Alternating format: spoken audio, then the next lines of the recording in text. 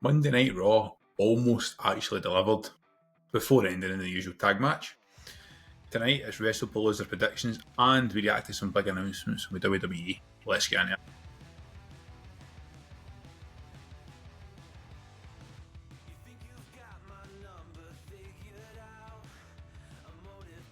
For the first time in about a month, it is a two-man booth. Daz, how we doing? Flying the flag, as always, for the Golden Shovel.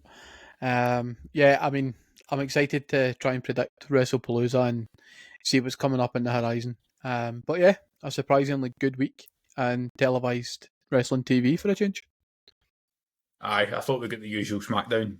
Good start, good ending, a bit well in between. Raw was interesting because Raw's been really weak the Monday before PLEs. But this one felt a bit more like a proper good TV show. Maybe it's because Cena was on Raw for a change. That being said, we are a man down. Roscoe is unwell tonight, and he's called off.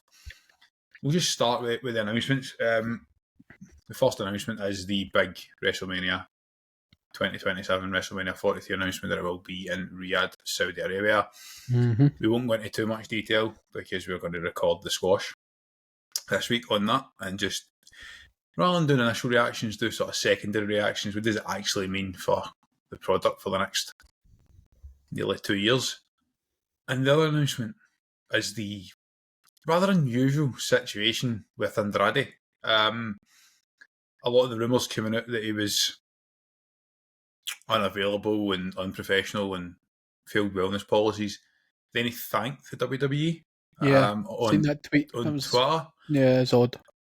So talk me through your thoughts on that, Daz, but also the obvious potential impact on Rey Fenix, because they guys we said that they should be tag champions and they wouldn't be because of White Six. They were flying, and now Rey had a great match on Friday night, but he wasn't on telly for a few weeks because of the situation with Andrade. Yeah, it's a really strange situation because there was no dirt sheet rumours about bad blood between Andrade and the company prior to his departure. It comes at an odd time, his departure as well. I've seen a lot of the backstage stuff that it was apparently slated to be on the Paris card. There was artwork for posters, etc. that was supposed to be in the city, with him and Rey Fenix on it. And apparently he was unavailable. He did not answer anyone's calls or texts, so just didn't really show up for work. I don't think he'll be a huge miss to the company overall. It is probably more of a shame for Rey Fenix because Andrade's been back for 2 years now, isn't that right? Nearly 2 years. Royal Rumble started last year, wasn't it? So nearly 2 years now. So he's been back almost 2 years, and let's be honest, he's not been able to get himself into any fairly decent program. But he's always struck me as a weird one because he is extremely talented. Bell to bell, he's brilliant. Yeah, he is, and I think he misses, oddly enough, a Zelina Vega type at his side. I think he misses that. So, yeah, really, really odd situation. When I woke up the other day and seen that he'd been future endeavoured almost. It was a mutual parting of ways, and I'm not sure how mutual it actually was because you're getting the it was disciplinary and wellness procedures, but then you've also got Andrade coming out publicly and thanking WWE. So it's a very, very strange situation we find ourselves in that regard. But I think Phoenix hopefully will bounce back strong. He was part of Friday Night SmackDown, obviously, post announcement with Sami Zayn. So yeah, I'm intrigued to see where it goes for him for here, but he's probably teetering, shall we say. I think he might be somewhat lucky that there appears to be a ready-made slot in a pre-existing story. Not that I want that to happen at the moment because firstly I did actually really, really enjoy the Kofi versus Penta match last night. Very, very good television match. Very nice finish. They're really the whole Mourning Woods thing's kind of just taken off a wee bit, and really weird. It's weird, but if you remove Grayson Waller from it, I'm probably a fan. And Penta's way of just not reinventing the Destroyer, but just doing it in different ways to sort of get round the challenge for the bands. Just it's good to watch. I think ultimately that's where Ray Phoenix will end up, because I think they could move Penta towards the main event whenever they choose to. He's got enough popularity. He appears to possibly even be looking after the Mega Campione. It looks like that, yep. Which will also be interesting. But I think it would just help re-establish Phoenix as a weekly television star, because obviously SmackDown's lost that half an hour. He's probably suffered from it. He's definitely suffered for this situation, but then he showed on Friday night what he can do. So I think it would be good for him. I think putting them in a team. I think putting them in a tag team, you back yourself into a corner, because I think if you put them together, there's really only one team on the roster that are believable that can beat them, to be honest. And who knows what's happening with the Usos? They've not been a tag team properly for a long time. So yep. Yeah. And the final thing that we'll discuss before we go into the predictions: Dirty Dominic Mysterio as my goat, a world champ, the Mega Campion. The pop, the noise, the everything, the finish, it was brilliant. Really, really intrigued to see where they go. We're going to see the AAA title in Raw. They do really now need to think about this push towards the end of the Judgment Day. Get that right. Move the IC title on at the right time. Move the AAA title on at the right time. And propel Dom. Yep. My only concern is, and we'll talk about it just now because we've got it for Saturday, is this lingering Saudi mania and what that could mean for wrestlers at the top of the mid-card. Because the rumour seems to be that they've paid for WrestleMania, but they're willing to now pay for the people they want. Certain names. A certain HBK is getting a double knee replacement. Aye. Mr. I'm not in it for the money. Yeah, sure. We'll save that for this, but Dom's just on that path to absolute mega stardom, and what a guy. Definitely. It is, of course, Wrestlepalooza this weekend from Indianapolis, a show that was added pretty late on in the schedule, and it's pretty much the last PLE of a somewhat full-time John Cena run. His currently scheduled dates is Wrestlepalooza, and then he's essentially away for a month until the Australia show. Mm-hmm. 2 Raws, Survivor Series, and the Saturday night's main event. 6 final dates, so this is kind of it for the full-time aspect of the run. We'll obviously save that match to the end because it has been confirmed that is the main event, which provides some intrigue. Well, let's go up against the WWE Championship, but it does provide some intrigue as to what the finish could be and what could happen at the end of that match. We're going to open with a match from Raw. Actually, we're opening with 2 matches from Raw. I think most of the matches are Raw, to be fair. Three from Raw and 2 from SmackDown at the moment. I'm just going to double check they added a 6 because they did this to us last week, didn't they? They added a 6 match. They snuck an extra one in. Last time they added, can't even remember who they added to the Paris show. I don't recall an additional being added. That doesn't mean it didn't happen. Nah, we'll start 5. I'm fine with that. I didn't recall either, but I wanted just to make sure before we cracked on. And the match we're going to start with is the Usos versus Division, Braun and Bronson. So, as it's a Raw match, it's my job to give a little bit of the background and then set up Daz for the prediction. I really, really do not give a shit about this match. I just think it's such a horrible, horrible setup, a horrible, horrible booking, and I think they're backed into a corner. The Usos may well be the greatest tag team of all time. They're definitely in the top 5. You'd make a case for top 3. You might look back nostalgically, and we certainly look back nostalgically at 3 specific teams, but if I'm being brutally honest, certainly for like Edge and Christian, Edge's singles run overshadows the tag run. Hardy's arguably out of the ring stuff overshadows what happened in the ring. Dudley's are very much tag team specialists, but the Usos may go down as the greatest tag team of all time, and you've reunited them because they're going up against this really, really strong heel stable, which is great. you've got this really, really strong heel stable, which now seems to be a tag team, and then Mr. and Mrs. The reason I'm saying back to Corner here, Daz, if the end goal is, if the goal is Roman versus Braun Breaker to then lead to Roman versus Seth, Braun and Bronson kind of have to go over. But if your goal is to bring back the Usos and re-establish them as a face of the tag division and top tag team, they also kind of have to win. And I feel like this match is a complete waste of time. I don't disagree. I really don't disagree. I think this match is here to serve a purpose. Right now I'm unsure what that purpose is, because as you say, you want to establish the Vision at some point as being a credible tag team. We know that they're big guys who can put people on the shelf. Like, there's nobody doubting their aggression, etc. But are we actually going to put them over as a believable tag team? Are they going to be teaming together moving forward? So it's the perfect type of match for them to go over. You're right, if you're bringing the Usos back into what is a weak tag division, they need a big result like this. For me, I think the purpose of this serves the fracture between Jimmy and Jay to allow Roman to knit it all back together. They've been teasing this Jey Uso heel turn. And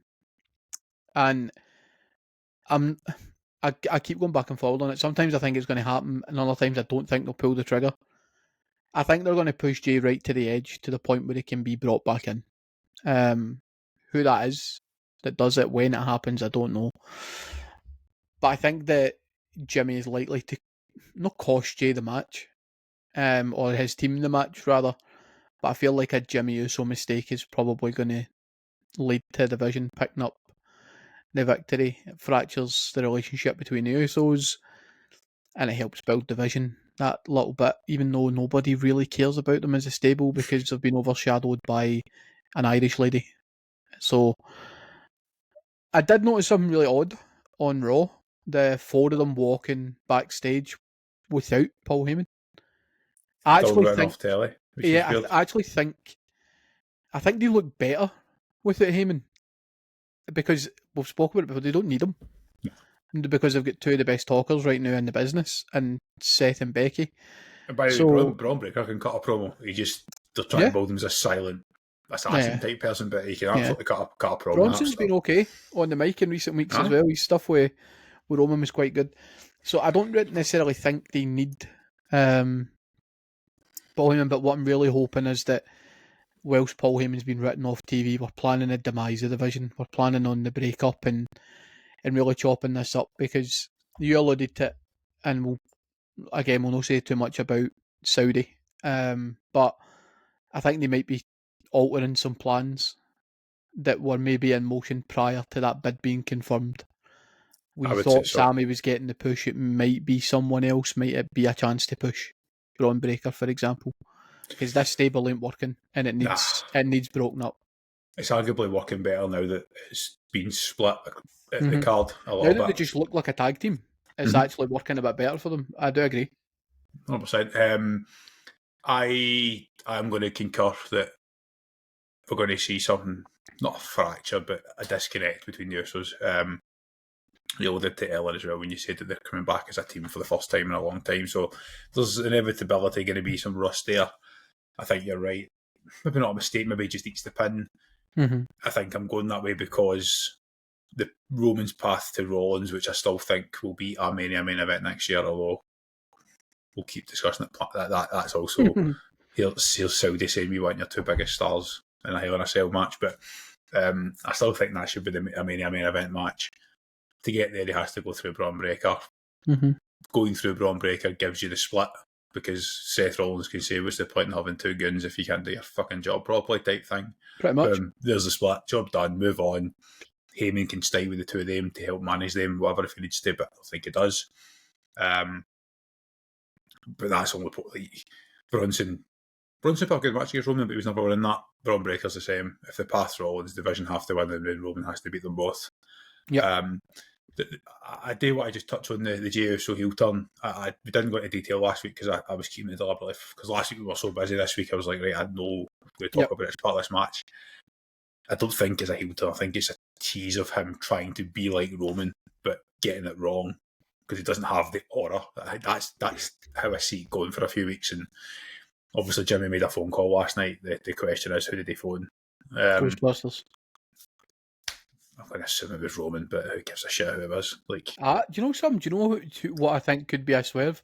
I actually think the phone call could have been Solo Sikoa. Do you know that? Because did you see Solo's Instagram post last week?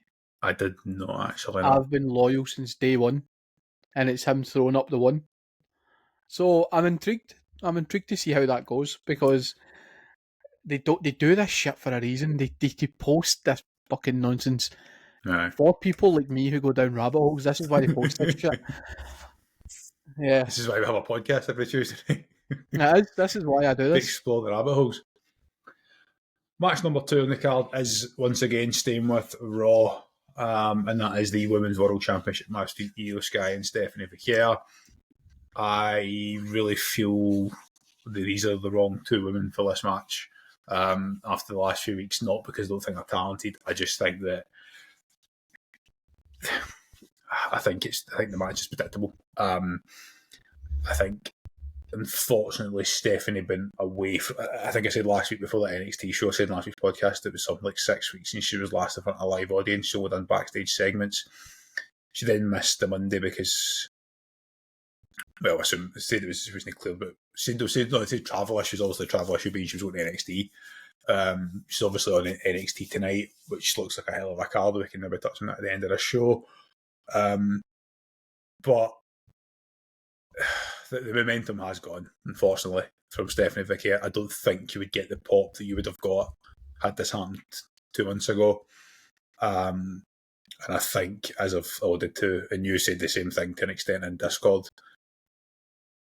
the Io Asuka feud is sitting there ready, and they're arguably your 2 best in-ring talents on Raw. And that can be a 2, 3, 4 month feud that then takes you through your setup from Rumble to WrestleMania. So, I mean, I'm not going to. I'll say it as my prediction. I would expect. Well, I'm actually not going to say it now because I think there's one wrinkle there, isn't there? That should Asuka and Kairi feel the need to get involved, does that create a distraction that allows a Stephanie Vaquer victory and Io and Asuka as a feud without the title? I don't know. Just your thoughts on the whole picture, the Stephanie momentum, and then the stuff that has been happening on Monday night last few weeks. Yeah, I said it on the podcast a few weeks ago that not wrestling for the title was the best thing that could have happened to Stephanie Vaquer at Clash in Paris, because she needed a reset. I'm still very much in that camp that I'm like you, that this is the right 2 people at the wrong time. Mm. I don't think this will be the match this weekend. I don't think this match will go ahead as scheduled. I really don't. That contract signing still hasn't actually happened, has it? It has. No, they tweeted it out, but it happened backstage. So, did it really happen? Game of Thrones. Unless you see it happen right in front of you. Yeah. I'm intrigued by this, right? And there's an extra layer being added to it that makes me kind of believe a little bit more that these 2 aren't going to go head to head. With Stephanie being on TV tonight, I think if what I expect to happen plays out, Stephanie will be attacked after the match tonight. Whether that be Asuka and Kairi, or whether that be Roxanne Perez and Big Mami Cool. Because there's something I hadn't considered in the build-up to this match until the Saudi Arabia announcement. Liv Morgan was on stage beside Seth Rollins for that announcement. Seems really weird that you would have Liv Morgan out of. She's still one of the biggest names in the company, but you've got Rhea Ripley, you've got other options. Like Seth Rollins is there. Why it could have been Becky? Why not Becky? Or why not Rhea Ripley? Basically, and I've just got this really strange feeling that Io's going to be standing out there, and it's going to be Liv Morgan that comes back because Steph isn't fit. I just don't think it's right to put Stephanie in this match with Io Sky with no build, with very little TV time, if any, and try and put her over as a main eventer. You know the thing that actually pricked my conscience as I was looking ahead to that. So I started putting the notes together for this on a Saturday morning after SmackDown, and then that's when I started thinking, what am I going to talk about? And what was sitting in my head is that Stephanie's very, very clearly been taking English lessons, and very, very intense English lessons, and every week she's getting better and better. It's still broken English, it's still relatively early on, but it's, and I'm like, we know she can go in the ring. If you make her the champion, you're hanging her out to dry. Mm-hmm. But if you just have her wrestle good matches every week and cut a promo every 2 to 3 weeks with some backstage segments which can be re-recorded and she can be scripted properly, I just think you'll build that momentum back without risking losing her as a champ. You know what I mean? Like, yeah, no, definitely. It's just definitely, but I do think it's still a big risk because you don't get a lot of wrestling from the women's champions. They don't do a lot of in-ring stuff. A lot of it is mic work and promo work right now. I'm going to give you a prediction based on the match as slated. So it's not that it's going to be Liv Morgan win, although I do think that's where it's going to go. Liv Morgan will walk out with the title. That's what I think will happen. But based on what's slated right now, Io versus Stephanie, a dirty win for Io with Asuka, and it'll kick off after the match between Asuka, Kairi, and Io. I'm going to concur with everything you've said and say that I don't think either of them will walk out with the title on Saturday, but we'll predict the match as is, and I think it will be Io Sky. I think Stephanie. If Stephanie wins, she'll be fine. But I don't know. We'll keep saying that they just lost that. Look at Julia's a prime example. And I know that it's a different title. I know it's your world title, right? But I think that if someone is over, can get so lost so quickly. Yeah. It's so easy to write, because, I mean, Io won the title at WrestleMania and wasn't on the show for how long? No. Do you know what I mean? We always use the term, it's undeniable, and Stephanie, you could argue, is undeniable Money in the Bank time. Right now, she can be denied and she'll be fine. I don't think anybody will be disappointed if she wins, if she doesn't win, or if she wins. I don't think people will be angry either way. But I've not seen enough of her recently to be convinced. Io's a safe pair of hands because she's a great wrestler. Io versus Asuka doesn't need the title, but it doesn't. If it has a title, it's a great title feud. And when you said there about the NXT show tonight, there's a really obvious angle. You've got this Legends of NXT versus the New Breed, and you've got Stephanie, and it's now Lyra, because no wonder Tiffy's injured. Stephanie, Lyra, and you've got Rhea Ripley. And who's missing for that team? The greatest NXT Women's Champion of all time, the undefeated Empress of Tomorrow. It's a really easy turn up, take her out and saying, this should be my spot. I'm the greatest NXT wrestler of all time. And she is. There's no arguing that point, really. And there's your setup, there's your story. You probably argue the only one that's remotely close to Shayna Baszler. It's probably the only one that comes close. In terms of record, in terms of NXT record, 100%. So far, we're in agreement. And I think this is one of the cards that will be in agreement most of the way through, to be honest. And the next match is, I mean, we're splitting hairs between potential main events here, but is the mixed tag, or at least the next match on this list. I think this is the hardest match to call, if I'm being really honest with you, because you know how hard it is. It's so hard. I'm predicting it purely from a fantasy point of view because I'm struggling to predict it based on a logic point of view, if that makes sense. I'm in fantasy land. I'm only going to try and book it with a bit of logic in the sense that both men need the win, therefore that cancels them out. And I'm going to base it on the women, and only one woman needs the win in this particular match. Yep. Because it sets up what will probably be feud of the year, if I'm being honest. If they get it right. If they get it right this year and next year. If they get it right, they should carry it. They should carry this feud for months. So I'm really intrigued by this, and it doesn't need a lot of build-up for us because it's been the most prominent thing on TV over the last few weeks.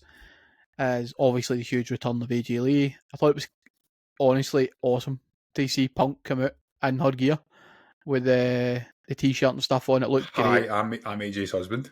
Yeah, and I really like that he's actually putting his wife over, which I really, really like. Seth's doing the same for Becky. It's very much a world title feud level between the two women.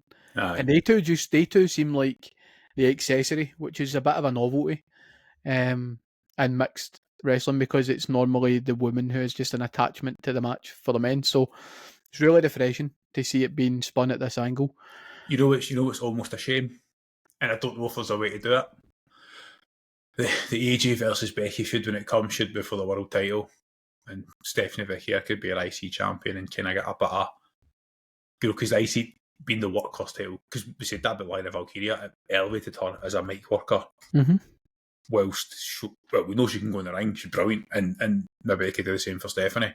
We said it last week, I'll say it again, Becky Lynch has just been absolutely on fire these last few weeks, and that on Monday night was great. And you knew it was coming. You knew it was a fake and it was a setup, but it was great to watch. And I'm the same as you, like Punk and Rollins will come ahead at one of the next shows, and I've predicted a title change. I think Punk's the world champion at WrestleMania, but that we'll use the phrase that we'll use, the AJ versus Becky will feed families. That their kids and their grandkids will live off this feud for the rest of their days, because we spent a lot of time criticising the promos on the shows in the last few months, and yet when they're in the ring, I'm just like strap in, ready to watch, and they're captivating. I want 20 minutes, and I don't really care if it's perfect storytelling. I'm with you. The men can cancel each other out, and when it comes to the women, I think Becky will probably win the first singles match between them. I think there'll be 2 or 3. Yeah. But I think on Saturday night it's an AJ Lee and CM Punk win. The only bit of fantasy that I had thrown in was I just think AJ Lee's going to hit a GTS and pin Becky. I think that's the finish. I don't think that's the finish. I think it's the finish I want to see. Yeah, I'm not sure Becky would tap out to. No, she won't. It won't end in a tap out. I can't see Becky tapping it. Which is why I'm more leaning towards an AJ Lee stomp on Becky rather than the. I don't know though. I mean, I agree with you. I think it's going to end, and I think AJ is going to pin Becky, or submit Becky, whatever way it ends. But it makes the most sense. It builds a feud between these two. I would have liked to have seen the Jeopardy put in as a stipulation that if Punk and AJ win, they become number one contenders, and if they lose, they don't challenge for the titles whilst they're champions type deal. It just adds a little bit more to the story. But yeah, I think I can see where this is headed. It's going to be a really good match. I'm intrigued to see how AJ does, because it is a 5-match card. We have a tag match on the card already. You've got to think that Cena and Lesnar aren't going to go, obviously including entrances it will be, but I can't see it being 15 minutes or more. I can't see it being a long match. Cody and Drew will probably be 30-40 minutes. I think you're talking a really good match storytelling wise. So this match is going to have to be about 20, 25, 30 minutes. So I'm intrigued to see who does a lot of the heavy lifting in the match. But yeah, for me, it's Punk and AJ going over. I still think there's a match to be added to this card on Friday night, but we'll need to wait and see. God, they need to get it right, because see if they give me White 6 versus some dressed up tag team from a game that's due to release in 6 months' time, I will not be happy. I know. Might be Sammy. To be fair, they might put Sami Zayn on the card. US Open Challenge would be good. It would be good, actually.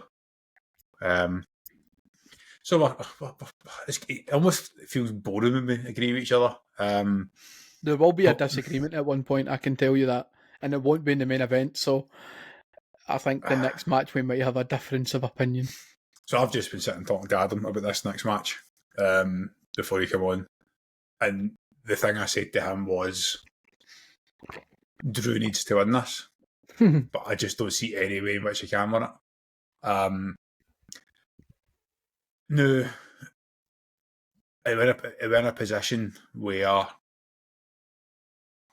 the WWE would be happy that Cody got the win over John, ended the 17, gave him that rub, and he could drop it in his next defence. Is that sufficient? maybe. But you as a SmackDown guy, do we really want a title change in a match with no build? Look, we knew it was coming 2 months ago, but there's not really there's no enough of a build in this, is there? And to me, the hot feud still feels like Randy versus Drew. It does, and I'll be honest, I think this could be an easy pivot into that. I really do. I'm intrigued by this match because obviously we knew this was coming. It did have a little bit of a build, it's just not been on TV. I'm intrigued by a couple of aspects of this. You've got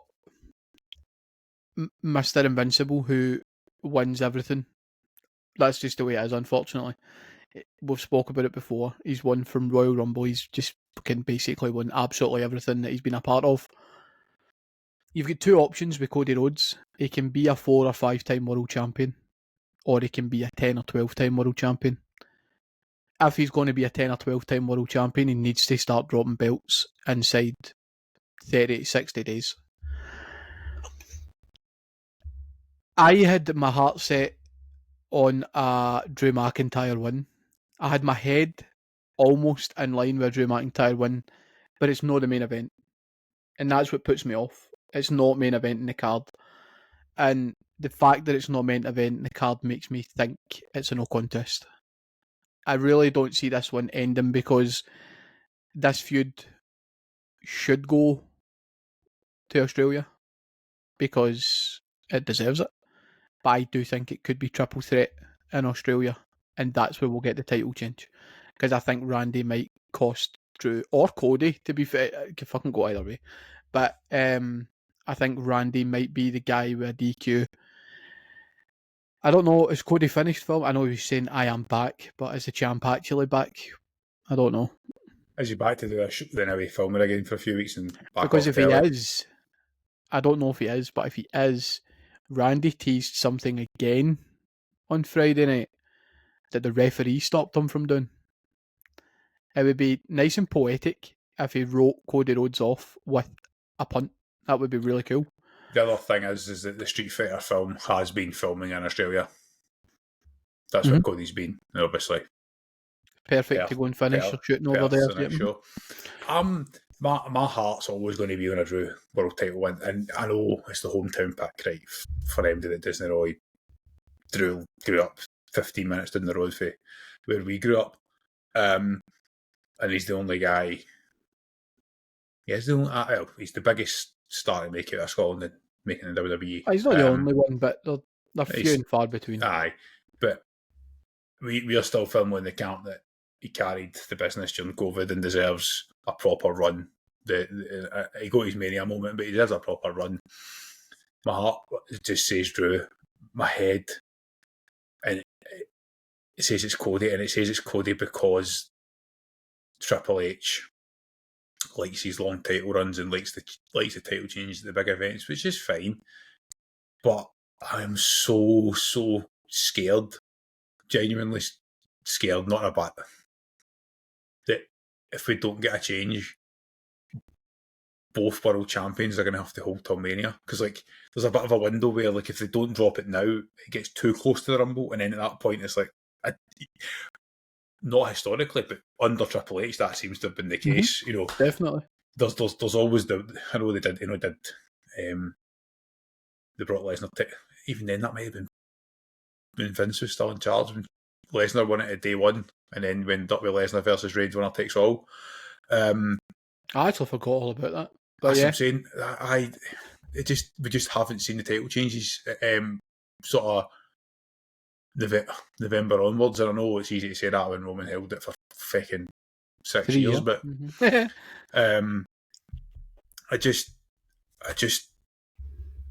don't know what the fucking I don't know my prediction for this match. It's interesting because I think that, like I said, that Cody's running out of time to become a 10-time world champion, because you're right, he likes these long title reigns. We're not going to give him a year-long title reign every year. Give or take 8 out of the next 10 years. He's not getting that because he's coming to the end of his run in about 6 or 7 years' time of being the top guy in the business. So if they want to put some numbers on his accolades, they're going to have to start doing shorter title reigns. The other thing this allows for, if they do change the title in Perth, is that you can bring Roman back in, because we are due that Roman and Drew revisit. That will come full circle at some point, and I'd like that to happen. I still think it will be Roman and Cody at WrestleMania for the title. I had it pegged as Cody being champ. I actually think Roman might be the champion. Depending on how it all plays out, because it would be a really full circle moment if Sami Zayn versus Roman Reigns for the title. It would be a nice callback to the Bloodline stuff. So it's too early to be calling all that shit, if I'm honest. I cannot do year-long title reigns every time somebody wins the title. I don't want it. To quote Ross, who's missing tonight, I want a wee bit of chaos. Just give me a wee bit of unpredictability. Let the world champion drop it in a Monday Night Raw. What happened to Neo? Won the world title on the Raw. That fucking blew everybody's mind. Nobody expected that to happen. So just give us a wee bit of something. Just anything. I'm with you. I think this match is setting up a bigger match in Australia, and I'm going to go for Cody walking out as champion, but I'm not necessarily going to pick him as the winner. Is where I would probably sit. Yeah. That's where I am, definitely. So the main event this week is, of course, John Cena, Brock Lesnar. I believe this is our 7th official televised match. I think Lesnar leads 4-2. I think it's interesting because they've not appeared together on telly apart from Lesnar attacking them. They've now switched shows. Or not switched shows, and they've split shows. What's your thoughts heading into it? Not necessarily your prediction, but just your general thoughts on it. Yeah. See, at first I thought, why be booking this with them on separate shows? But the more I think about it, the more it protects John Cena and his final run, not to have them appearing on weekly TV, because it would have probably result the same way as the beginning of his heel run, where at every segment he was on the mic, he would end up laid out on his back, and that's fine at the start of your retirement year. At the end of it, it's not a great look. So I'm glad we're getting it. It's a match that probably both want. I just think if we're running this, we're missing Batista, because we've done Orton, we're doing Lesnar, OVW, we're missing one guy. And I get it, Dave's probably done with wrestling at this point. He's probably too far gone to make a return. But DC, so DC have made the bid. It's not outside the realms of possibility to see if we can go full circle with OVW. So this match, though, it seems odd. I think they're using Cena almost as a shield to bring Brock back, because people know they won't be angry that they brought him back to wrestle John. I do think this will be his appearance, and then he'll maybe disappear again until Royal Rumble time. Maybe around about then. Just because what's going on next, I'm going to have to wrap this up quite sharply, sadly. But what you've just said there is how I'm seeing it, and that's actually why my prediction is what it is for this match. I actually think Cena's going to win. I think if Lesnar was appearing slightly more regularly, I probably would go with Lesnar, but I do think Cena's going to win out and put somebody over on the way out. That's the only reason. I've seen some rumours, people were talking, could we see Chris Jericho return at the end of the show, but I believe his contract's still live with AEW until December. I think this match going on last means something has to happen at the end. Yeah, there's something at the end. I don't know if it's as simple as the handshake at the end and Brock F.I.'s him anyway. Do you know what I mean? But it could also be Batista. Do you know what I mean? There's a number of different avenues it could go. I think that the fact that it's going on last helps the angle for a John Cena win, because it makes you think there is a segment beyond the match itself. It seems weird if they're going to bring Brock back and have him lose to a 52-year-old man or whatever John is. But again, it's fan service, so I don't think people will be angry if Brock loses to John. This will be the one we disagree on, right? I'll go Lesnar, purely on the basis that the guy picks when he wins and when he loses. he might be willing to, but he has been known to go in his back for the right people. So Aye. I'm sure John would very much be one of those people if it's the right writing. So I'm going to go with Lesnar. But I do agree something has to happen at the end of the show. It's the first show on ESPN. Something big has got to happen at this show at the end. I agree. So I think with 5 matches, four were in agreement for one that we've split, but we've probably split it in the flip of a coin. To be honest, there's no like a philosophical difference in what we see happening. I do agree that I think Lesnar disappears for a while after this. And because realistically in Saudi he'll look at bad, so the Rumble might be his return. With that being said, I do have a hell of a show to go and try and watch now, and that is NXT Homecoming, which I wish we had more time to talk about, but it looks unbelievable. And it could steal the show this week. It might be that next week we're talking about that rather than Wrestlepalooza. Yeah, I think that's a good idea for next week's show, is to feature NXT Homecoming, because there's a lot to love on that card, and I'm really, really intrigued to see if Paige returns tonight. That's my big prediction. Paige is going to come back. So let us know in the comments your thoughts on Wrestlepalooza this weekend. Let us know in the Buzzsprout link if you can. Let us know as well if there's anything at NXT Homecoming you really want to see us cover. We'll see you guys on Saturday for the squash, which we're going to record later in the week. We will let you know on the usual socials if we're about for Wrestlepalooza.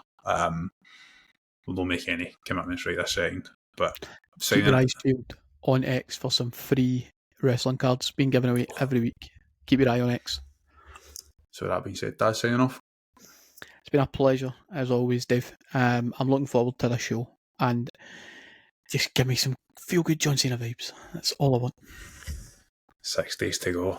6 dates left. We'll be in the final 5 after Saturday. Take it easy, everybody. We'll see you in the next one.